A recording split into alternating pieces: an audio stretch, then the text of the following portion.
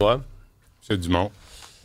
T'as été étonné, toi, de voir le Hamas, c'est ce qu'on nous a décrit qu'Israël... Tu commencerais, donc peux-tu commencer par le Canadien? Non, on commencerait. On commencerait. J'aimerais bien. Tu sais, t'étais malade hier. Ouais, j'étais c'est pas grave. Malade, tu dis? Non, pas non, mais oui, non. Okay. Non, mais c'est parce qu'on nous décrit qu'Israël pilonne la bande de Gaza a tout détruit dans la bande de Gaza. L'armée israélienne se retire, Benoît, moins de 24 heures après. On dit, le chiffre qui circule, c'est que 7000 combattants du Hamas sont dans les rues, jouent un rôle, je le mets en gros guillemets, de policiers, de patrouille. De Gestapo. Mais là, publie des images où eux ont exécuté des Gazaouis. Mais c'est de la désinformation d'Israël. C'est ça, là. Faut-tu que je recommence toute vraiment ton éducation, Mario? C'est eux qui les ont publiés. Ouais, mais donc, ils abattent des Gazaouis qui n'ont pas bien agi, là, qui n'auraient pas agi conformément à ce que le Hamas voulait pendant les 2 années de guerre. Ouais. Ça, c'est drôle, hein, parce que quand les soldats d'Israël étaient à Gaza, le Hamas n'était pas en uniforme. Ils se mettaient pas le masque, la casquette, puis tous les coins-coins de terroristes. Mais dès qu'ils font face à des civils, là, tout à coup, ils retrouvent leur uniforme. Là, je trouve que ça en dit long, d'avoir le courage de confronter d'autres soldats armés. Le Hamas, là, c'est comme l'herpès. Ça revient tout le temps. Il y a rien à savoir de quoi tu parles. Oui. Non, mais hey, l'herpès, là, ça revient tout le temps, là. Le Hamas, c'est pareil. Mais tout le monde est porteur, hein? Tout le monde est porteur. Tout le monde est porteur de l'herpès. De toute façon. Il n'y a pas de procès. Moi, ce que je trouve aberrant, là, parce que là, c'est des vies humaines, là, on va arrêter de niaiser, là. Mais on dit, dans le New York Post, on dit les hommes abattus, des hommes armés du Hamas, devant une foule en liesse. Fait que là, on se dit, mon Dieu, tu sais, les Palestiniens, mais il y a des Palestiniens qui ont applaudi quand les femmes, les Israéliennes ont été charriées dans la boîte du pick-up, démembrées, violées, les talons coupés. Là, je suis sûr que Montreal for Palestine fera pas une grosse manifestation ce soir. Non, mais au contraire. Moi, je m'attends à ce qu'ils manifestent si des Palestiniens sont abattus par le Hamas. Mais parce que c'est une bonne personne. Moi, je le sais que c'est pas des bonnes personnes. Fait que c'est ceux qui vont se cacher aujourd'hui. Au lieu de dénoncer ça, que le Hamas tourne leur arme à feu contre des Palestiniens, puis il n'y a pas de procès, il n'y a pas de juge, il n'y a pas de loi. Sauf, je te rappellerai, en août dernier, au Festival international du film de Toronto, où on a dit on ne va pas présenter un film sur le 7 octobre parce que ça enfreint les droits d'auteur du Hamas. Parce qu'on a utilisé les images de caméras corporelles des terroristes Hamas. Te souviens-tu de ça? Oui. Finalement, ils l'ont reprogrammé parce que tout le monde dit « Hey, come on. Ça va pas la tête. » Mais Donc, le processus de paix...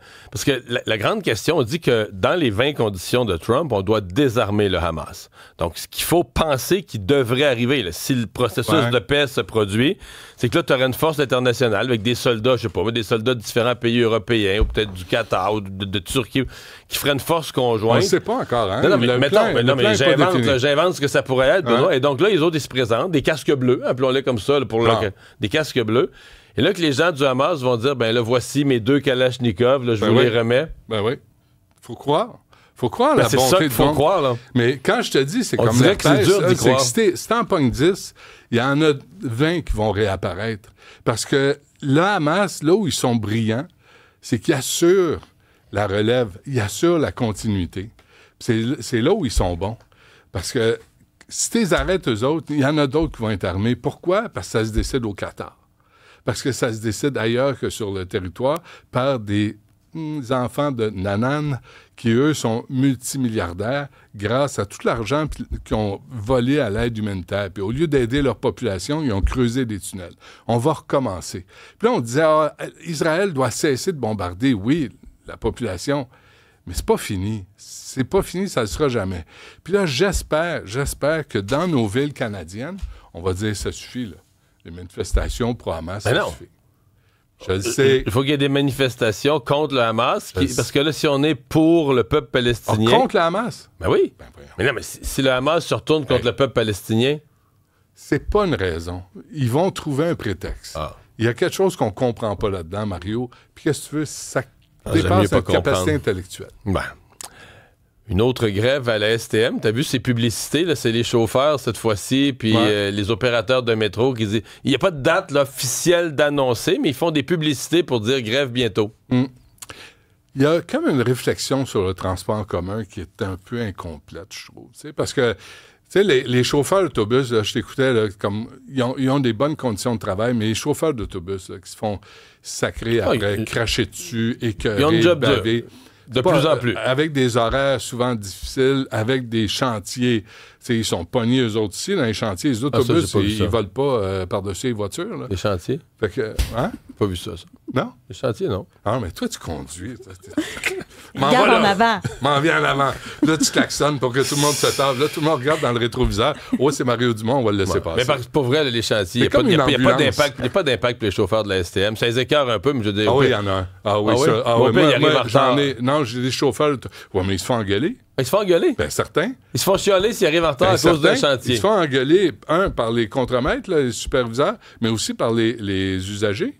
Ah ouais, je comprends. Hey, c'est pas... Mais là-dedans, là, tu sais, hier, il y a un prix Nobel qui a arraché une partie du toit du pont. Hey, on vient de le refaire. Tu sais, quand tu viens de faire des rénovations, là, puis tu as de la visite qui arrive, puis qui marche ces murs, pas le fun. Puis là, tu dis, OK, 120$ pour avoir paralysé le pont-tunnel. J'ai regardé à Pittsburgh, population équivalente. Sais-tu, il y a combien de ponts à Pittsburgh? Il y en a beaucoup, là. 446 ponts au total. Parce qu'il y a Trois-Rivières, là. 400. Quand tu fermes le tunnel, là, il reste quoi? Tu passes par Trois-Rivières? Le pont Champlain est bloqué, le pont Jacques-Cartier est bloqué, puis le pont Mercier, il est toujours en travaux par des Mohawks qui ne veulent pas qu'on supervise les travaux. Fait que c'est sans fin. Depuis 2008, là, le pont Mercier est toujours en travaux. Puis Jessica me disait, sur la Rive-Nord, c'est pareil. T'as Papineau, t'as le Pont-Vieux, t'as la 15. Comment se fait que personne se dit, hey, avec de la population qui explose à Montréal, sur une île, peut-être, le pont de l'île aux Tourtes, qui est en travaux depuis vitam aeternam, peut-être ça prendrait d'autres ponts. Mais là, on va dire, si tu fais d'autres ponts, ça va amener plus de voitures. Mais en même temps, Benoît, c'est pas imaginable. Il y a une hauteur annoncée, il y a une autre... Comment tu vas te fourrer dans le pont avec une affaire qui passe pas dans... Je comprends, là. Il aurait pu dégonfler ses pneus. Mais ils le font des fois, mais là, je pense qu'il n'était pas 1 centimètre près. Là. Mais ça, c'est aussi parce que les contrôleurs routiers ne sont plus sur la route. Ils restent dans les postes de pesée, parce que c'est pas réglé encore. Fait que là, on a ça, des camionneurs, délinquants, puis le bouchon, moi, hier, j'étais chez nous, là, en fait, j'étais sur la 30, puis j'entendais, je pense que c'est Maxime Delan qui en parlait. Tu dis, puis, OK, qu'est-ce que tu fais? T'es là avec des milliers de voitures. Back up! Back up! Back... Faut que tu recules tout le monde. Parce qu'il est à une voie, tu passes pas à côté, là. Qu'est-ce que tu fais? Fait que, bref. Bon, tu voulais des sujets plus légers? Oui. M. Trudeau qui est en amour. Les 2 prochains sujets vont t'émouvoir, j'en suis certain. Il y a Justin Trudeau qui est en amour.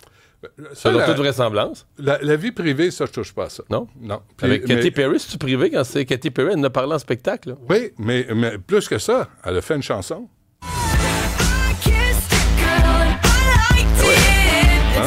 Ah non, ça, Jean-François, c'est pas fin, ça.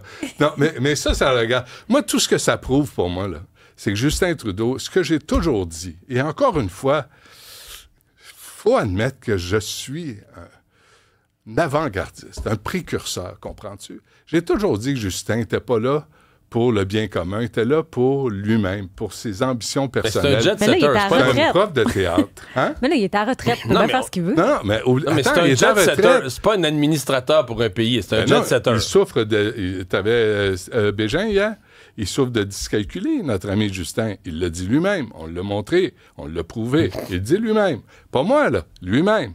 On Absolument. l'a fait cette vidéo-là, où il dit « Je souffre de dyscalculie, j'arrive pas à calculer ». Sauf que ce gars-là voulait juste être une vedette dans la vie. C'est correct. Mais une vedette qui n'a pas de talent. Fait que tu fais quoi? T'en vas en politique. Il sait pas chanter. Il sait pas danser. Ah, il sait danser, mais pas assez pour être à la Révolution, par exemple. Ouais. Il reste juste la politique. Il reste la politique. Et là, il schmouse avec les tu sais, il y a un statut, là.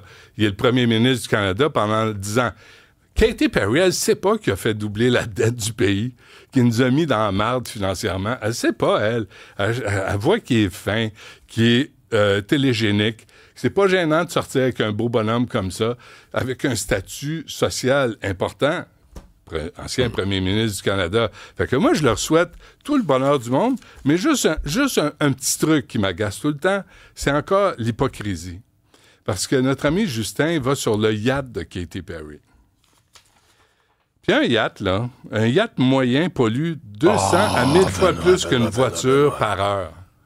Fait que, non, mais c'est lui qui a dit qu'il allait planter 2 milliards d'arbres en 2019 avec Greta Thunberg. Tu te souviens de ton ami? 2 milliards d'arbres. Merci. Non, mais c'est préparé, ce chronique-là. Faudrait qu'il en plante une coupe d'autres de plus. Non, mais là, c'est M. Carney qui a pris la relève. Là. Non, mais pour compenser, c'est French avec Katy Perry sur un yacht. Ouais. Avec la main bien postée sur le postérieur. Mais vous faites pas ça, vous autres, avec vos blondes? Vous embrassez sur un bateau? Sur un yacht? Sur le toit d'un yacht? Non. Ça fait d'autres choses. Sur le toit d'un yacht? Non, ça, c'est pas. Si je me souviens, peut-être sur le touch de Tony Accurso. Je me souviens pas vraiment. Madame Dutrisac voulait pas venir. Elle a dit, moi, je vais pas là. Ah, bon, OK, c'est correct. Non, je suis pas allé. Et si l'amour de Trudeau te rend de bonne humeur, j'imagine pas le fait que hier, des joueurs du Canadien ont choisi des chansons en français. Je pense à toi, j'ai dit, Benoît doit être sur le party. Ben, hier, je suis allé voir Éric Dupond-Moretti, que je reçois tantôt à 11h, qui nous a fait la leçon sur la politique française. Là, tu dis, OK, je vais lui demander pourquoi ça nous intéresserait. Non, mais t'as aimé ça? Parce que j'étais là, moi aussi, hier. T'étais là, toi? Oui. C'était plein en chien. C'était très plein. Mais c'était un peu long, je suis parti avant la fin. Moi aussi. Hein? Ah oui, hein? Oui. Pas ensemble? Non. Moi, j'étais bien haut, j'étais au balcon. Isabelle, gère les rumeurs. Pas ensemble, s'il te plaît. Mais non, mais par contre, quand ils ont décidé de mettre une chanson par joueur, je me suis dit, bon, on y arrive. Tu sais, depuis longtemps, je dis, donnez le rem aux Japonais. Eux autres vont gérer ça. Bien, au Japon, dans les parties de baseball, ils font ça. Ils ont une chanson pour chaque joueur dans les estrades. C'est drôle, en désespoir, là.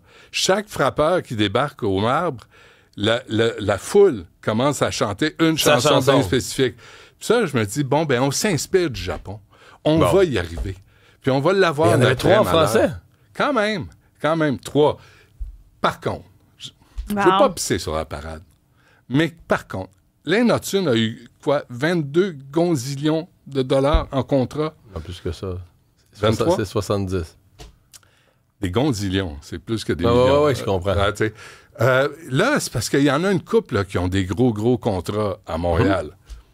Pouvez-vous faire l'effort, un petit Mary Simon, d'apprendre à baragouiner le français? Hey, le jeune Ivan Demidov, hier, là, qui a dit quelques mots en français dans son point de presse après la partie. C'est ce qu'on veut. C'est ce qu'on veut. C'est pas une faveur qui nous rend.